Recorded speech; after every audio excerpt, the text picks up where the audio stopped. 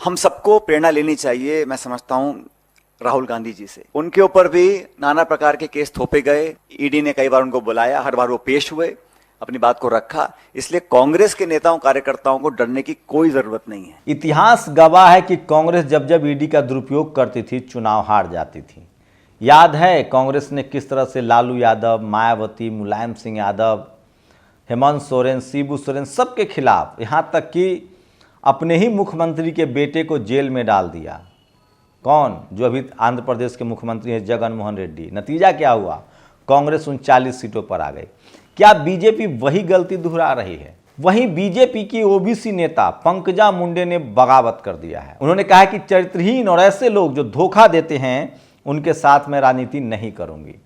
तो सोचिए, क्या पंकजा मुंडे को साइड किया जा रहा है? आज की सबसे बड़ी खबर है और सवाल यह है कि 5 राज्यों में किसकी लॉटरी लगेगी। नमस्कार, मैं शंभू कुमार सिंह और आप देख रहे हैं नेशनल दस्तक। आज राजस्थान में ईडी की कार्रवाई हुई, कांग्रेस तिलमिला रही है।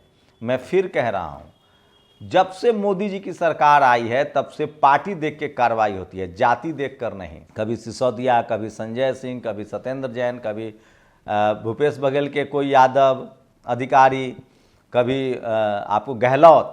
लेकिन यही कांग्रेस थी जो सिर्फ जाति देखकर कार्रवाई करती थी। कभी भी सवर्ण नेता, सवर्ण सीएम पर कार्रवाई नहीं होती थी। और यहां तक कि उन्होंने अपने मुख्यमंत्री को भी फंसाया था। तो अगर आज ईडी गलत है, सीबीआई गलत है, इनकम टैक्स गलत है, तो तब भी गलत था।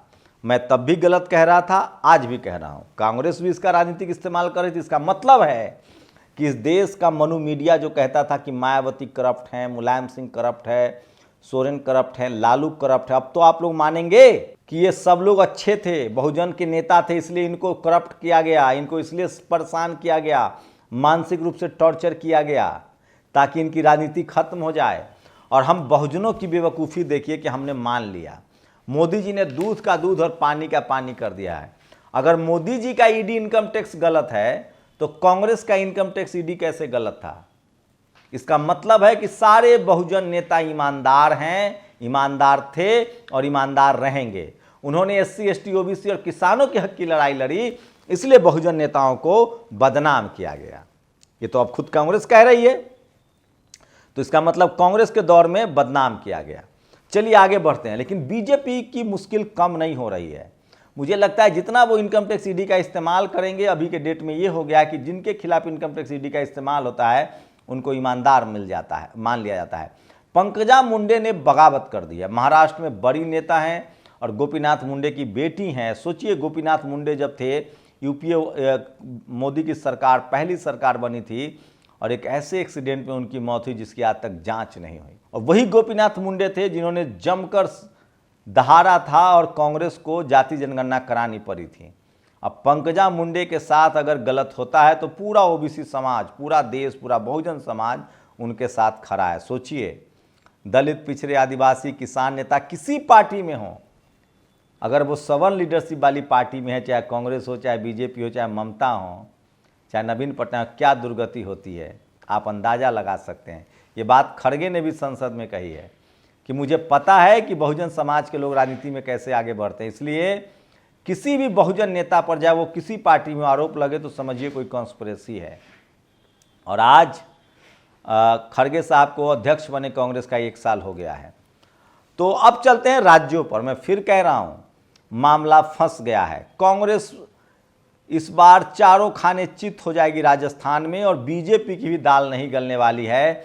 राजस्थान में हनुमान बेनीवाल, चंद्रशेखर आजाद ट्राइबल आर्मी ने गठबंधन का लगभग ऐलान कर दिया है।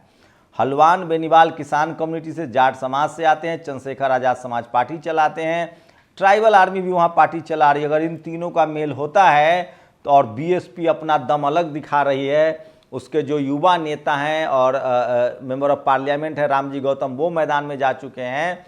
और पिछली बार बीएसपी ने 6 सीटें जीती थी अकेले। तो मैं फिर कह रहा हूँ, जो आपको दिख रहा है वो हो नहीं रहा है। राजस्थान में भी इस बार त्रिकोणीय मुकाबला होगा और मिली जुली सरकार होगी। मान्यवर साहब कहते थे मिली जुली सरकार बहुजनों के लिए ज़्यादा अच्छा होता है। कांग्रेस बीजेपी करते रहिएगा तो कभी सोशल जस्टिस नहीं आएगा। इसलिए चाबी चाहे बेनीवाल के हाथ में हो, चाहे मायावती जी के हाथ में हो, चाहे रावण के हाथ में हो, तो वो ज़्यादा कारगर है जो होता दिख रहा है। मध्य प्रदेश में भी यही स्थिति बन रही है धीरे धीरे। कांग्रेस का ग्राफ ऊपर गया था, लेकिन जैसे ही अखिलेश वाला मामला हुआ और उसके बाद जिस तरह से बीजेपी और कांग्रेस ने सवर्ण समाज को सिर्फ टिकट दी और दलित, पिछड़ा, आदिवासी 4000 जातियों को टिकट नहीं दिया उनके संख्या के अनुपात में, उसके बाद उनकी पोल पट्टी खुल रही है और तेजी से बहुजन पार्टियां एक हो रही है और उनके तरफ लोग बढ़ रहे हैं। ओबीसी महासभा ने तो बाकायदा बीएसपी का समर्थन कर दिया है। रही बात छत्तीसगढ़ की, तो छत्तीसगढ़ में भूपेश बघेल ओबीसी के मुख्यमंत्री, ओबीसी कम्युनिटी से आते हैं, उनकी जोरदार टक्कर है, लेकिन वहां गोंडवाना पार्टी और मायावती के गठबंधन ने कांग्रेस बीजेपी की चूल्हे हिला दिए। सोचिए, एक आचार्य प्रमोद है, घोर संघी है, ये कह रहा है बहन जी बीजेपी को हराएंगी। तो कहो ना मध्य प्रदेश, छत्तीसगढ़, राजस्थान में गठबंधन करने के लिए बहन जी से, इनको यूपी में बहन जी चाहिए, राजस्थान, मध्य प्रदेश, छत्तीसगढ़ में बहन जी को सीट नहीं देंगे। घोर शातिर लोग हैं ये। कांग्रेसी चाह रहे हैं कि हम अखिलेश यादव और मायावती जी को लड़वा दें, आपस में झगड़ा करवा दें, लेकिन आज तक अखिलेश यादव ने कोई भी ऐसा बयान नहीं दिया है बहन जी के खिलाफ गठबंधन होने के बाद से, चाहे गठबंधन रहे या न रहे। और सोचिए किस तरह से, इसलिए मैं कह रहा हूँ इनसे बहुत सावधान रहने की जरूरत है। तेलंगाना मैंने आपको बता ही दिया, तेलंगाना में आरएस परवीन का जलवा है और वो त्रिकोणीय मुकाबले को बना रहे हैं, वहाँ भी बीएसपी मजबूत हो रही है। मिजोरम में वहाँ के गठबंधन के मुख्यमंत्री ने कहा कि मैं प्रधानमंत्री के साथ सीट शेयर नहीं करूँगा।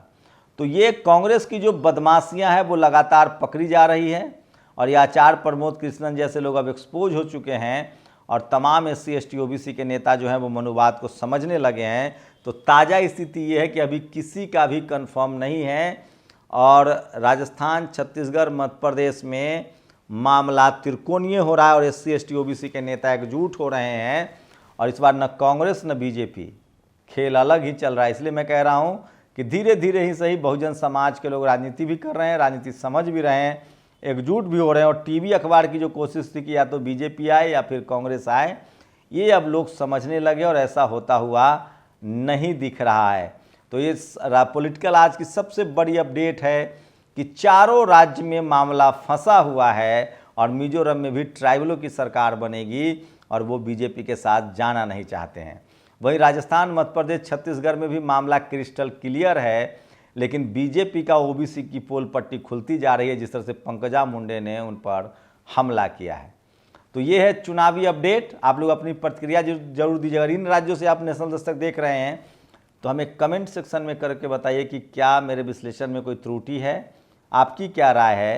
कांग्रेस के हवा बन रही थी लेकिन वो हवा बिगड़ गई क्योंकि उन्होंने SC ST OBC को टिकट नहीं दिया। सबसे ज़्यादा फायदे में बीएसपी दिख रही है। शुक्रिया। नेशनल दस्तक की आपसे गुजारिश है कि अगर इसको बचाना चाहते हैं तो नेशनल दस्तक को सब्सक्राइब करने के लिए रेड कलर के सब्सक्राइब बटन को दबाएं, फिर बेल आइकन की घंटी दबाएं। नेशनल दस्तक को बचाने के लिए बहुत जरूरी है कि हर खबर को शेयर करें, लाइक करें, कमेंट जरूर करें।